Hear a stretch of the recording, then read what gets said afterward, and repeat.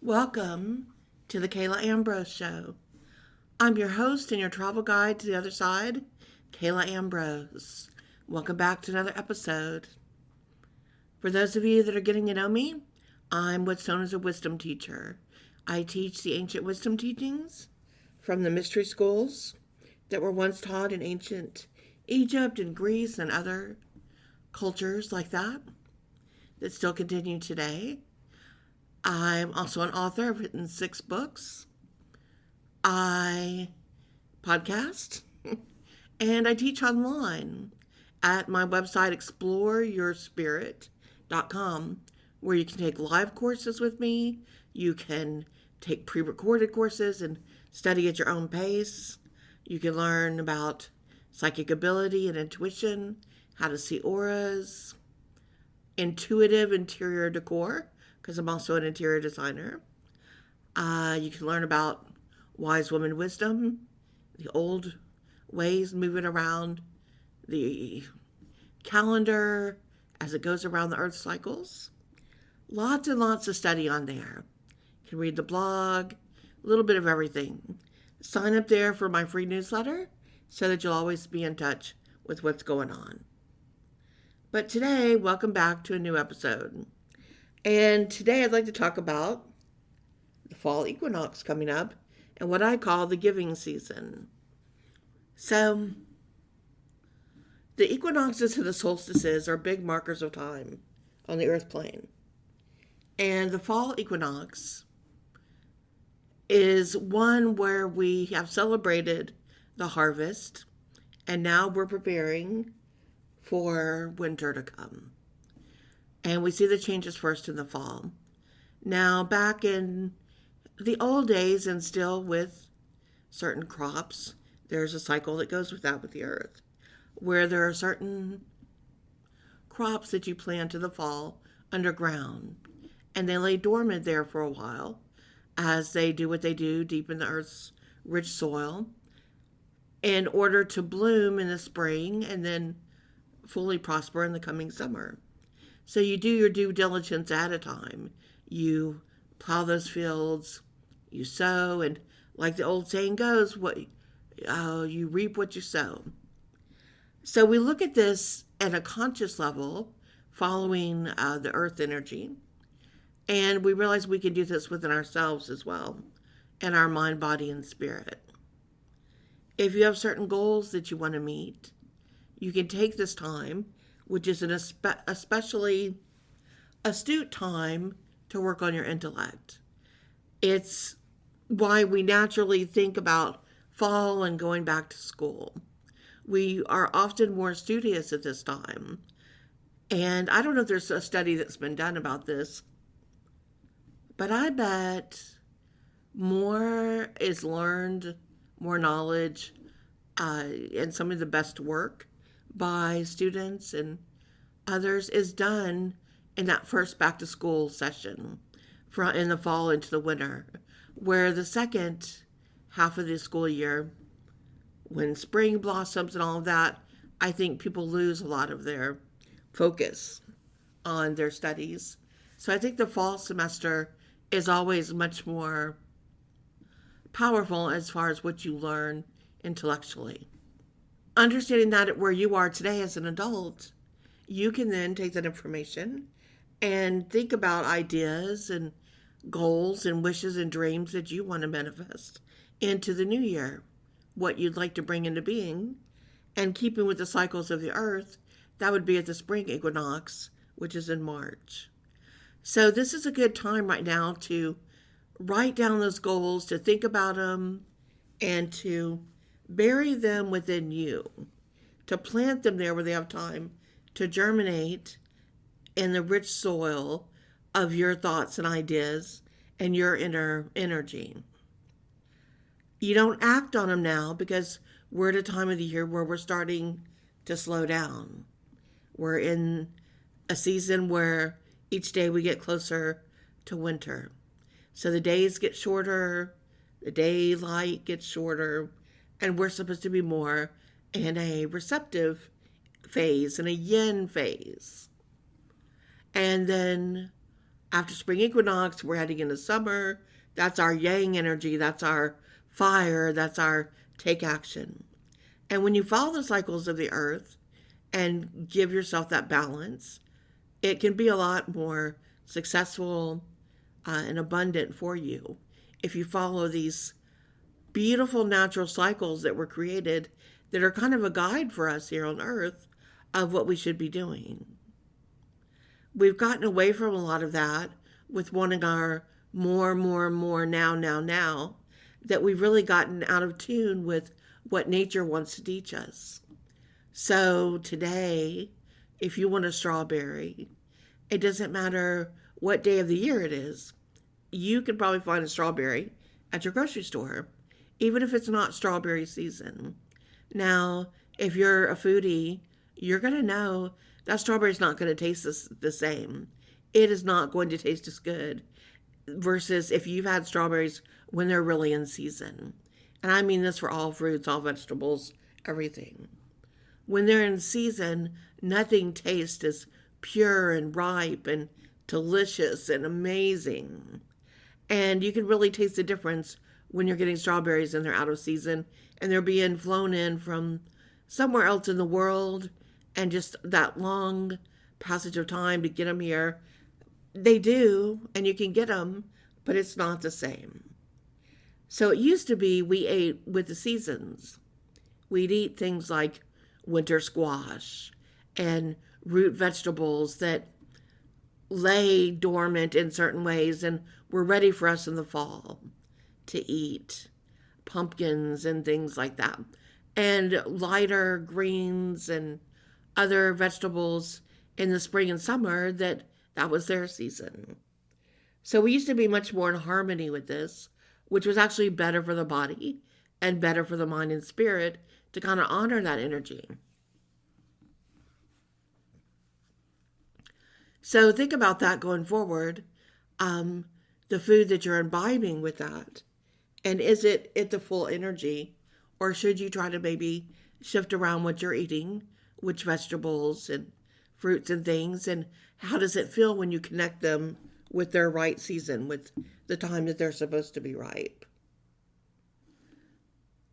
So I share in a course I teach in Wise Woman Wisdom about how to generate gratitude during this time, and to do so and create a Thanksgiving with friends and family where you share in that gratitude.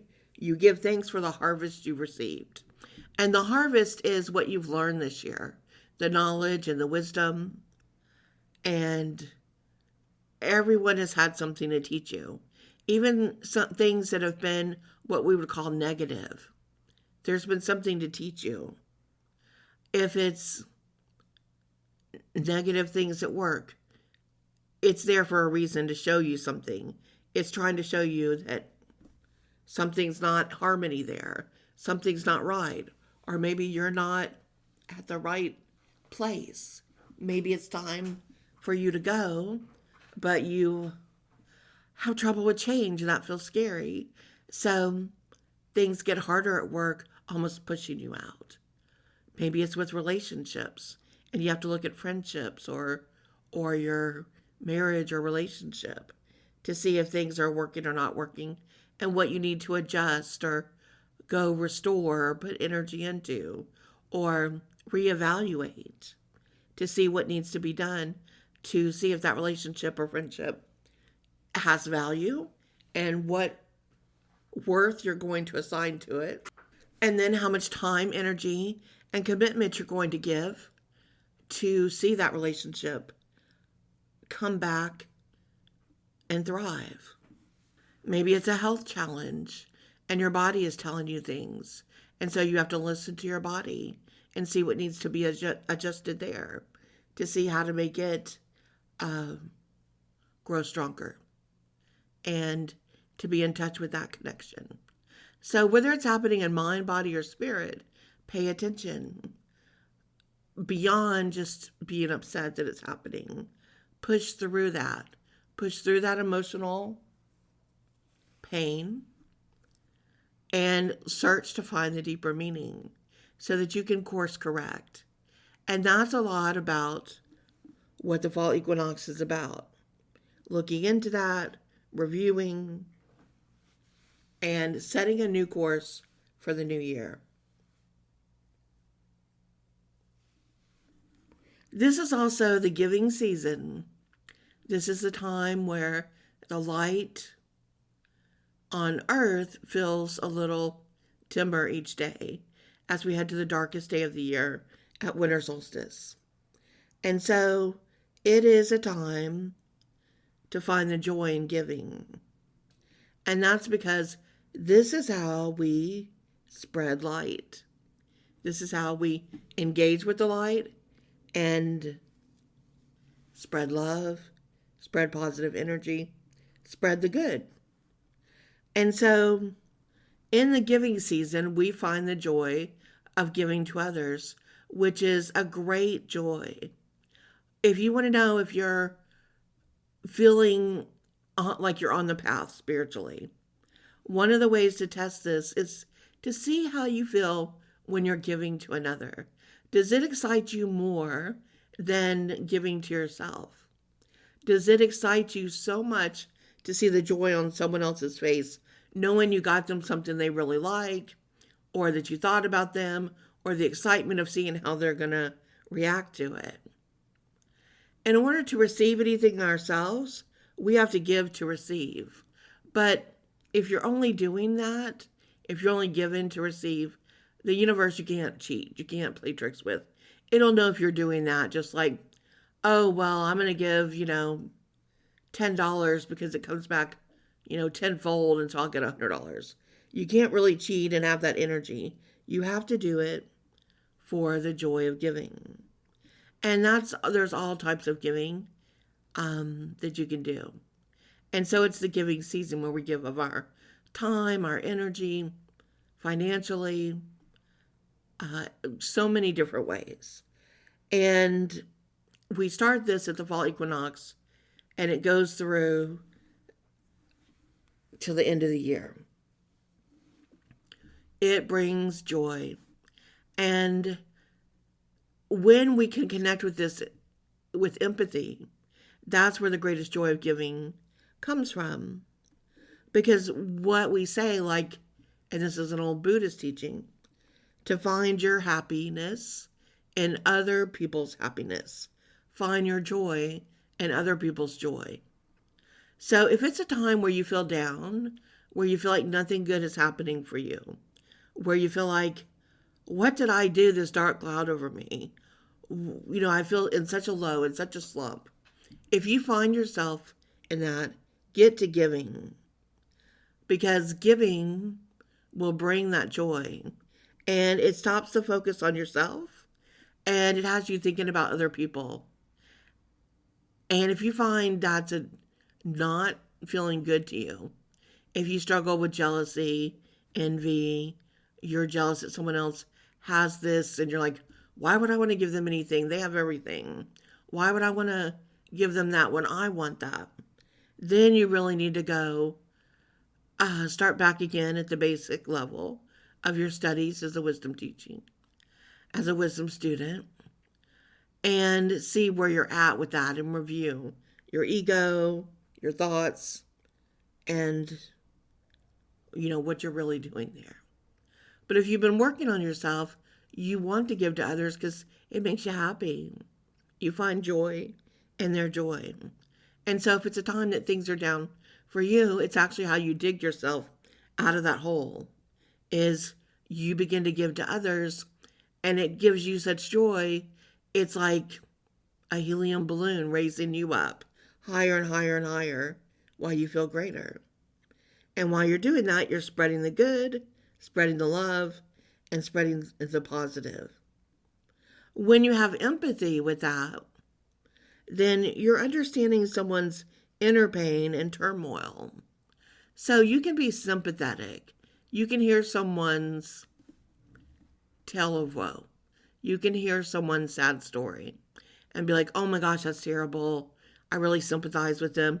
Let me help them. Let me do this or that, or give or donate or to a charity or something like that. That's when it hits you hard emotionally because it's like, look at this terrible, awful thing and let me do something to help with that, which is wonderful. But empathy goes deeper.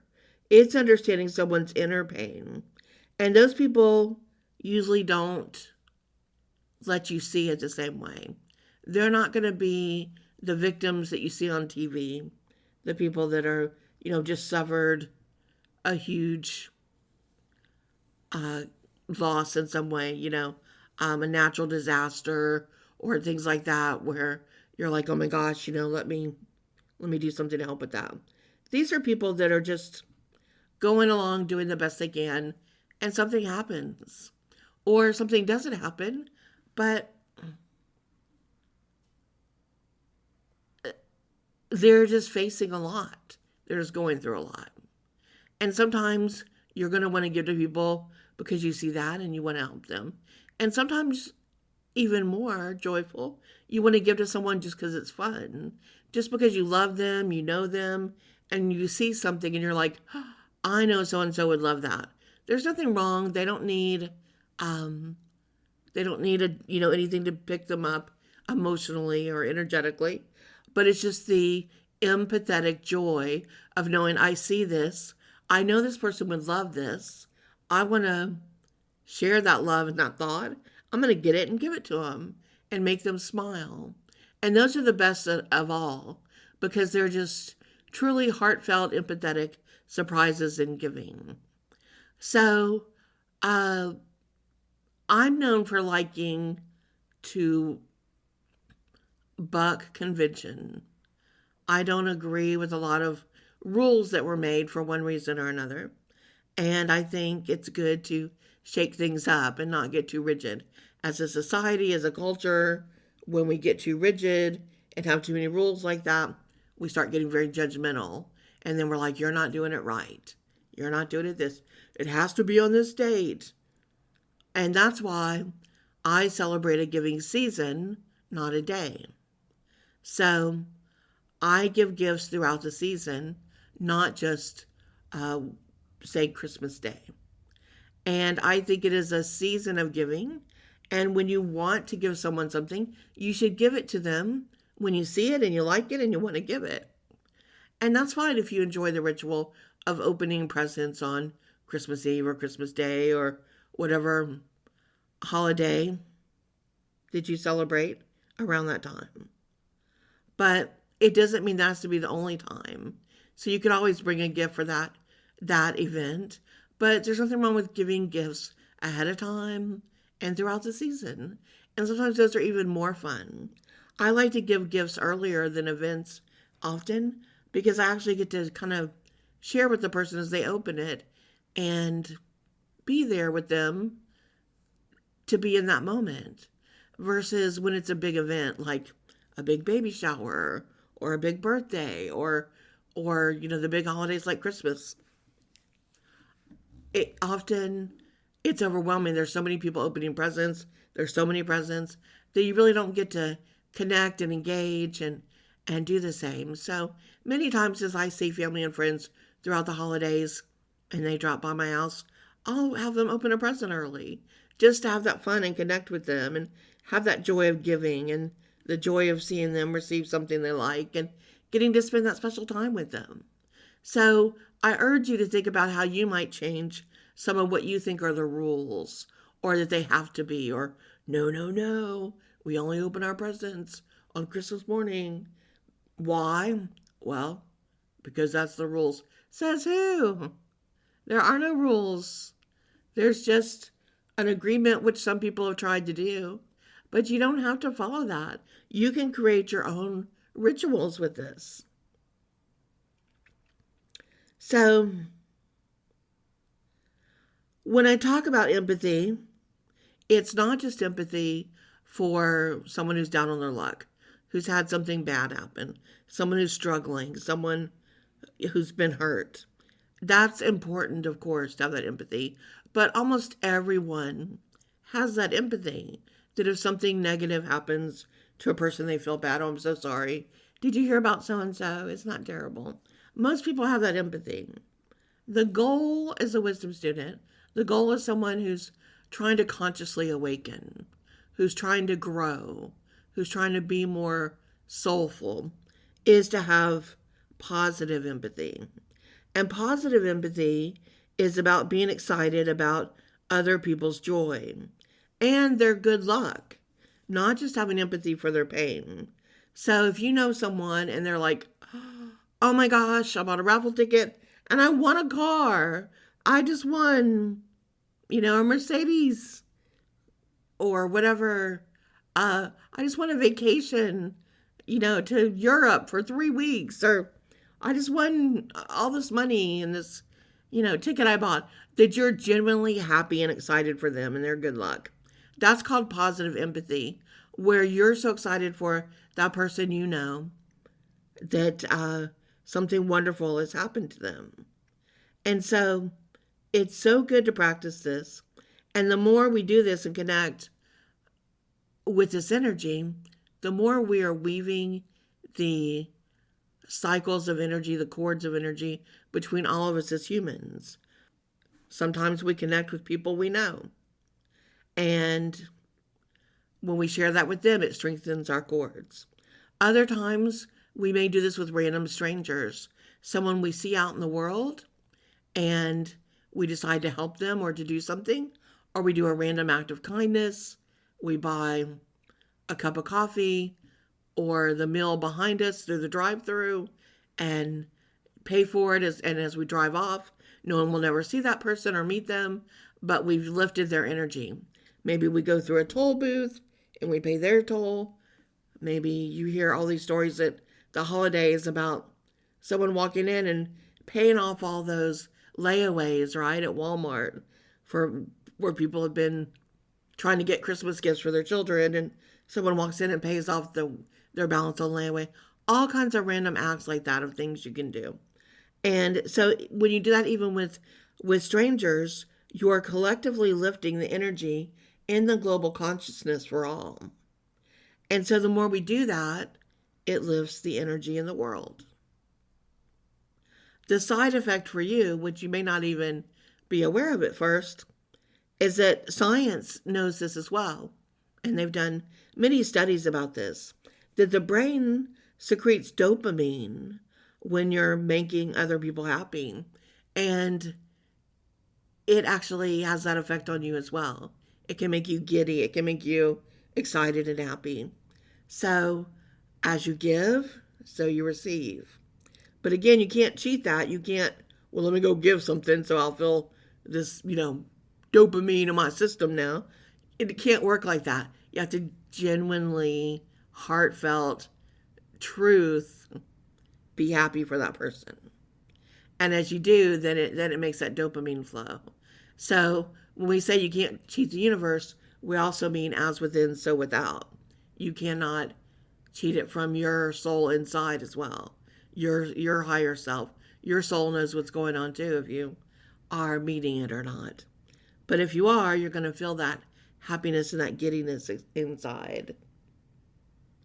One of the other things that science has been studying is that that old saying, birds of a feather flock together. Happy people are happier when they gravitate and group together around other happy people. And they find negative people do the same as well, which is that other old saying, misery loves company. So we kind of level off where our energy is. So I did, a talk a long time ago. I don't know if I recorded it. I'll have to look and see if I recorded that, and I'll put it out if I did. But it's about the 5 people you spend the most time with, and that they affect your life in every way. So take a look at the 5 people you spend the most time with, and if they're negative, they're going to have that effect on you. They're going to make you feel like that's not possible, that's not preventable, you have no control, you have no choice, things just happen. They're going to bring you down into those beliefs. And that's taking you out of your higher self, out of your higher mind, your higher thoughts, and lowering you into a vibration that believes that not a lot is possible. If you're with happy people, your optimism grows, the belief, the good vibes that anything can happen, anything's possible. Your thoughts create things. It opens you up, expands you. It says there's more than what you may see, and the possibilities could be limitless in this situation. So be open to come what may, be open for the good. Where the other closes you in, it constricts you. And so happy people, when they gravitate and spend time with happy people, open up more, open up to the good, open up to more coming to them. And so by default, they end up rising and having more things open for that way. And the same when you're around a lot of negative people. So this is a good time of year in the fall to review this year. Where have you been? Who have you been hanging out with? Where are you living? What's your job like? What are your daily activities like? What are your conversations like? Who do you spend the most time with? And what do you talk about when you're with those people? Is it life nurturing? Is it positive? Are those conversations making you a better person and making the world a better place? Or do they lower your energy? Are they sabotaging? Are they sabotaging other people? And then by default yourself? Do they lower your vibration or do they raise it? And not just the conversations you have, but everything you do. Even TV. If you're watching reality TV, where it's a bunch of housewives yelling at each other, putting each other down, making each other feel terrible, that will spill into your psyche as you watch it. If you're watching those kind of shows, you're going to feel not as good about yourself. You're going to start picking yourself apart. You're going to become judgmental and live in that very lower vibration. So think about even what you read, what you watch, what you listen to, and then who you converse with, who you hang out. It's time to take a real good look, a real good review of everything going on in your life and see what's working and what's not. And then make a plan. Make a plan within the next 6 months before spring hits that you're ready to pounce on that plan and take action. And that might mean changing jobs, changing where you live, changing how you live, changing friendships or relationships, changing what you do on a daily basis, changing your habits, changing how much time you give to you and self-care, or being in your body and taking care of it, being in your mind and thinking clearer, working on releasing your emotions and not being overly emotional, dedicating time to things that really matter instead of always wearing yourself out where you feel overwhelmed and you never really get around to having anything happen that you want. This is what fall equinox provides to us. It's a gift from nature. It's a time to reflect and renew, and then to make plans of what we want to see. And we till that soil, we make it rich with nutrients by empowering it with light within. And this is what we do during this giving season. The joy of giving raises the vibration within us, which helps all of those thoughts and dreams and wishes that we have to be covered in this beautiful white light, to be covered in this energy of joy, so that they can expand and open and be the best they can be when we're ready in the spring. So give it some thought. See what you can do. See what you'd like to do and how you'd like to change your life. Fall is my favorite time of year, and September through December is my favorite time of year. I love everything to do with this season. All of the holidays, all of the rituals, the energy, the lights, the decor. You'll be seeing soon some pictures I'll be sharing starting with Halloween decorations and going further into the season. And you can find those on my blog. I post them on my TikTok as well. If you want to find me on TikTok, it's at Kayla Ambrose. Or on my blog at exploreyourspirit.com. Well, wishing you a very, very happy fall equinox. Enjoy.